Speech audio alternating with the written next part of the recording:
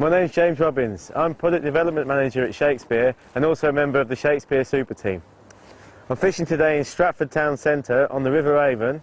It's a day ticket water and this stretch is really consistent for catching roach, perch and some decent chub as well.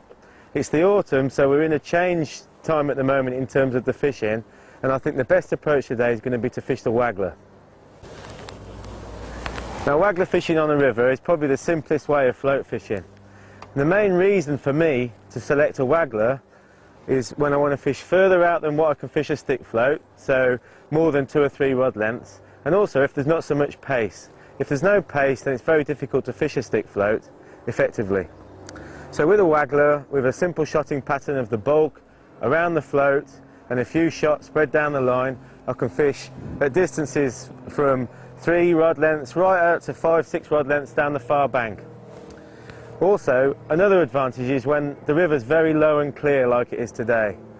A waggler is going to allow me to present the bait very effectively past the middle of the river where the fish are maybe shying away from any disturbance from the bank, and also it allows me to fish without spooking the fish. I think that pole fishing on a day like this would result in very few fish. So I've selected the waggler and I just want to take you through a bit more detail relating to this fantastic method.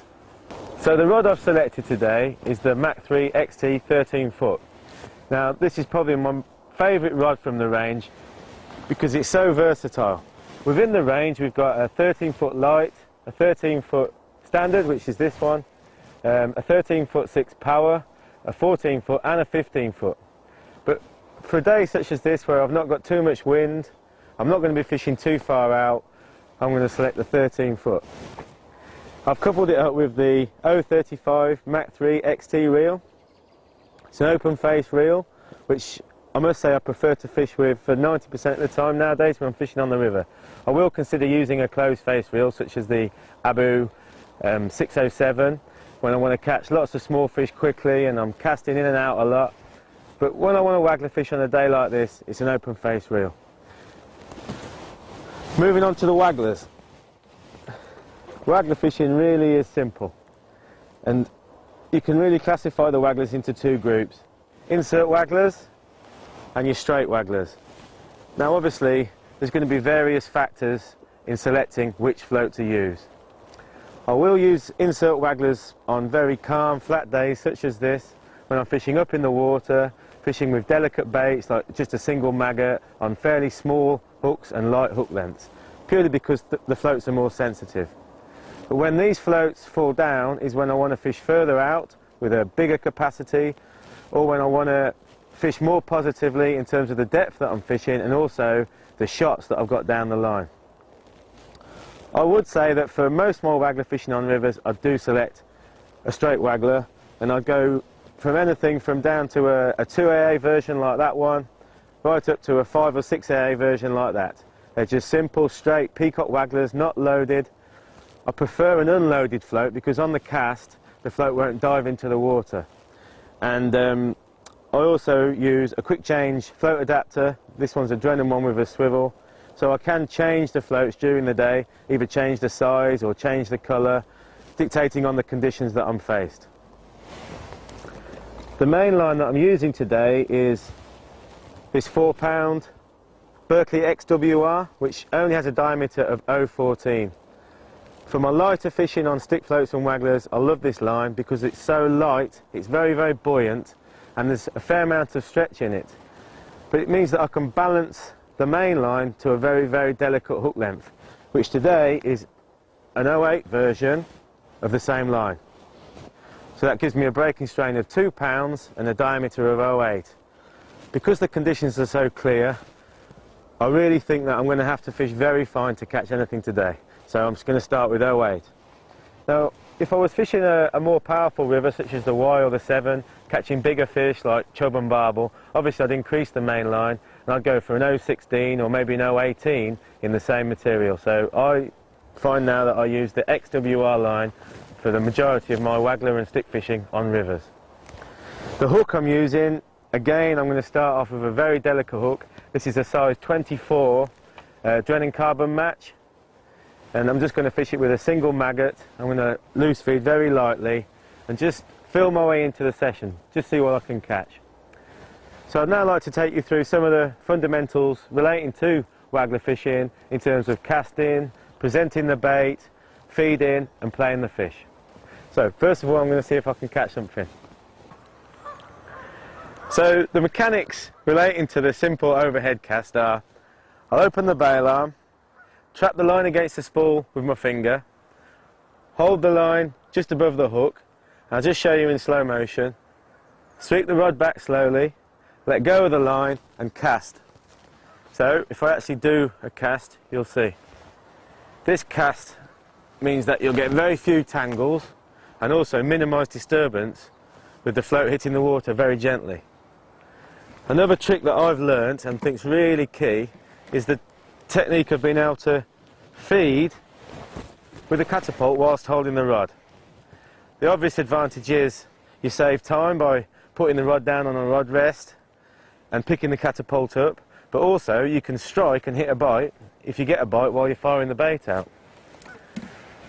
One thing that you might have noticed is that when I cast, I do actually cast the waggler further the line so that the bait and float lands past where I'm fishing. This again minimises the disturbance of the impact of the cast of the float hitting the water on top of any feeding fish. So I'll actually cast past where I'm feeding, feed, and then pull the float back into the feed zone again. So here we go.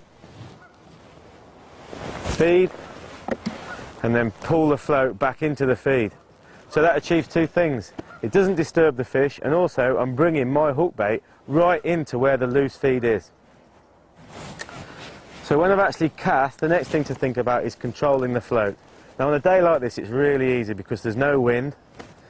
So what I'm actually doing is I'm just casting slightly downstream so the line is automatically behind the float.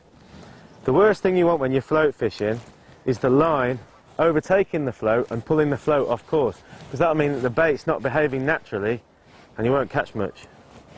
So controlling the line whilst I'm trotting the float is really simple.